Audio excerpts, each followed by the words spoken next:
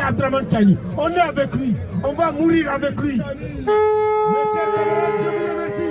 Merci. A yau ne al'ummar kasashen IAS da ke zaune a kasashen Union European ma'ana a kasashen Turawa a Belgium suka fito nuna goyon bayansu ga gwamnatin ƙasar Nijar dangane da ƙudurin ƙungiyar nan ta Union European na cewa sai an saki tsohon shugaban ƙasar Nijar Mohamed Bazoum.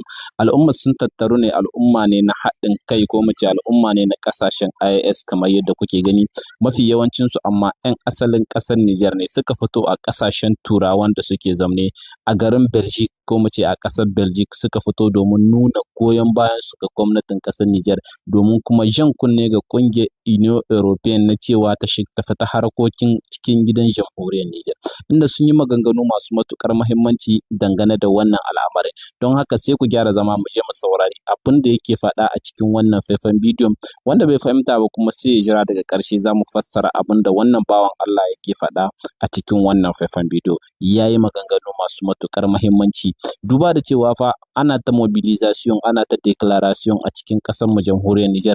Mafi yawancin turawan nan ba su cika kallon ƙasashen Afirka ba, su cika kallon tashoshin ƙasashen Afirka ba idan dai har abu ba a ƙasashen Turawa aka yi shi ba.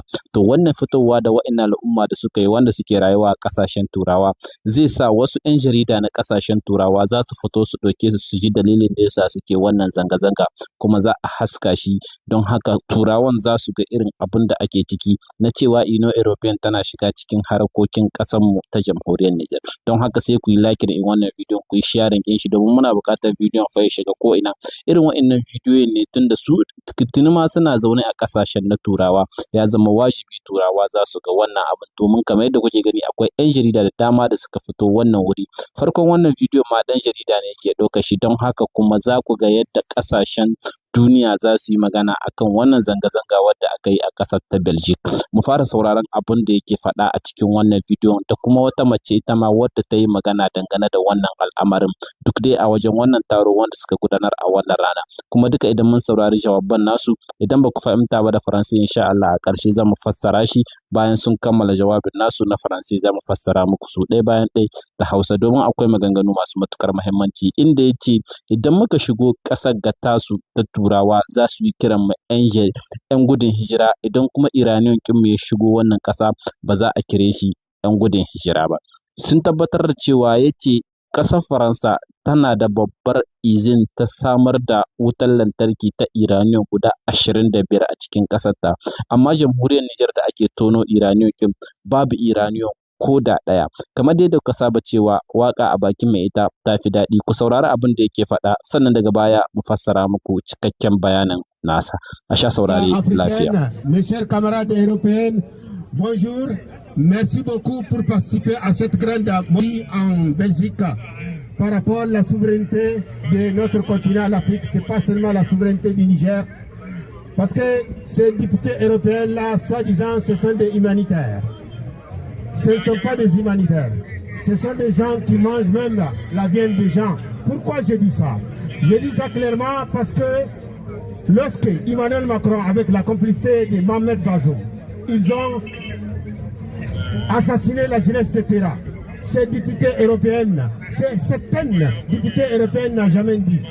Je tiens à faire rappel aux députés européens, ne laissez pas ces députés-là salir votre nom, va salir le nom de l'Europe. Ne laissez pas ces députés-là va salir le nom de l'Europe, le nom de votre nom.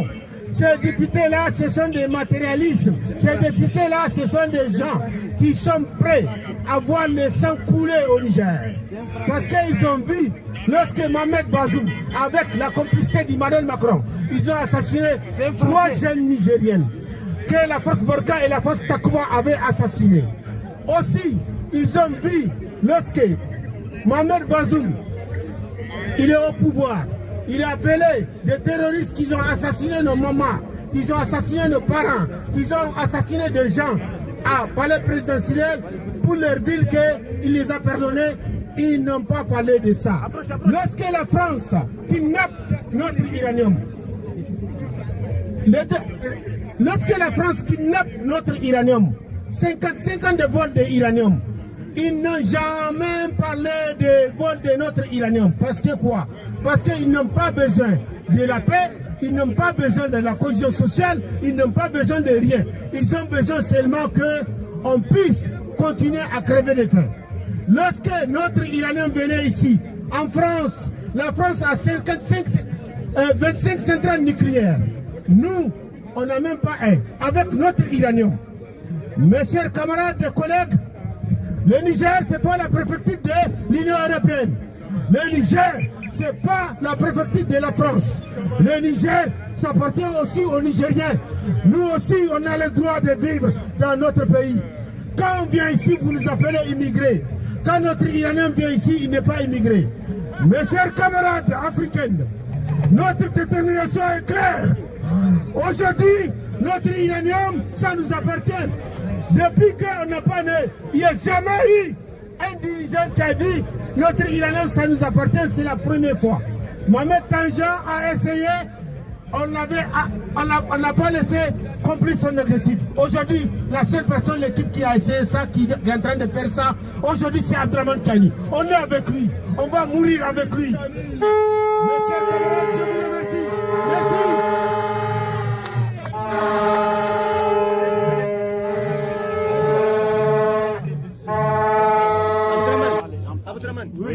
Ya fara da cewa al'ummar kasashen Afirka da al'ummar kasashen nafiyar Turai ina kwananku. Barka da zuwa wannan taro wanda muka shirya domin goyon baya ga kasar mu ta Afirka, ba wai kasar Nijar kawai ba. Wannan goyon baya ne ga kasar mu ta Afirka. Dipitocin kasashen Union European ba mutanen kirki ba ne, kuma ba za su zama mutanen kirki ba. Mutane ne masu cin jinin mutane a wannan yanki. Me yasa na ce haka? Saboda gaskiya ce zan faɗi. Saboda Emmanuel Macron da haɗin goyon bayan tsohon shugaban ƙasar Nijar Mohamed Bazoum sun kashe mutane a wani yanki da ke cikin ƙasarmu ta jamhuriyar Nijar. Dipite European ba su ce komi ba. Zan yi tuni ga dipitocin Union European. Ya ci gaba da cewa ba za mu bar dipitocin Europe su ta su bata sunanku su ci gaba da bata sunan Union European. Ba za mu bari ba, ba za mu bari ba dipitocin Union European su ta su bata sunanku su bata sunan Union European. Dipitocin ga dipitoci ne wanda ake so a yi amfani da su domin a tarwatsa ƙasar Nijar. Saboda mun gani shugaban ƙasar Faransa Emmanuel Macron tare da haɗin gwiwar Mohamed Bazoum sun kashe matasa 3 na ƙasar Nijar.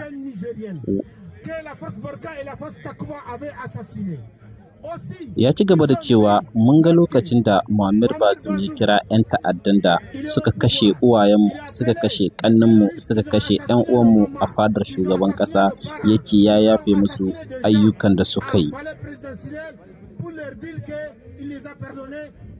Amma ƙasar Faransa ba ta ce komi ba. Mun ga yadda ƙasar Faransa ke sace iraniyon ɗinmu. Shekara 50 tana sata iraniyon ɗinmu na ƙasarmu jamhuriyar Nijar. Ya ce shekara 55 ƙasar Faransa na sata iraniyon ɗinmu. Union European dipitoci ba su taɓa magana a kan iraniyon ɗin da ake sata na jamhuriyar Nijar ba. Saboda ba sa son zaman lafiya, ba sa son haɗin gwiwa. Mun ga yadda iraniyon ke zowa wannan ƙasa. Mun ga yadda ƙasar Faransa take da izini guda 25 wanda suke samar da wutar lantarki a cikin ƙasar Faransa. Amma mu a jamhuriyar Nijar da muke da iraniyon ba mu da izini ko guda take samar da wutar lantarki. Ya ci gaba da cewa 'yan uwa da abokan arziki, ƙasar Nijar ba ƙaramar hukuma ba ce ta Union European.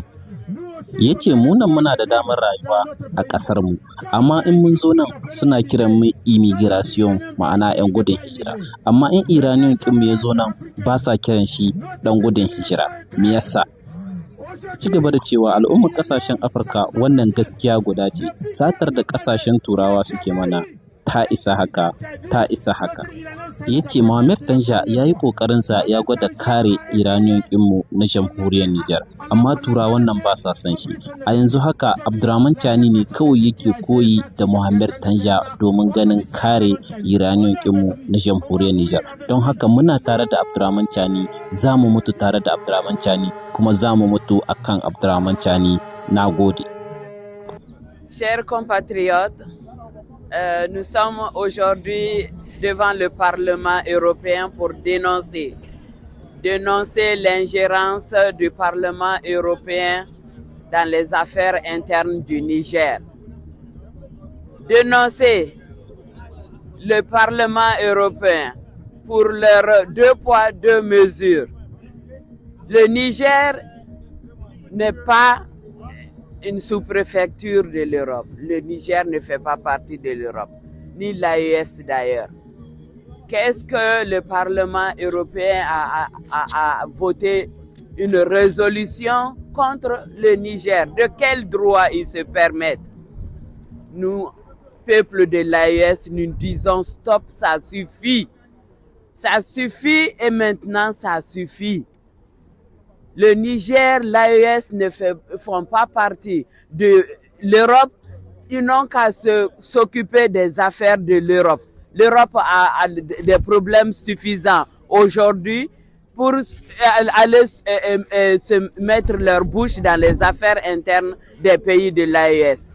Cela ne relève que des peuples de l'AES qui sont les seuls souverains à décider ce qui doit être fait dans leur pays. Dire que de libérer Bazoum, un sanguinaire, un criminel de guerre que le peuple nigérien a attrapé. Qu'est-ce que vous avez à dire? Parce que c'est leur pote? Parce que c'est votre pote? Parce que c'est votre allié, comme vous dites, pour le vol et le pillage de l'uranium du Niger? Alors nous disons aujourd'hui, haut et fort, qu'ils comprennent que l'Afrique, les peuples de l'Afrique sont levés et disent stop. Maintenant, notre souveraineté, c'est à nous seuls de décider. Ils n'ont rien à dire dedans. Donc, aujourd'hui, nous sommes là devant le Parlement européen pour dénoncer ça et leur faire comprendre que seul le peuple de l'AES est souverain et juge des actes que leurs dirigeants posent. Et Bazoum est nigérien et il sera jugé au Niger.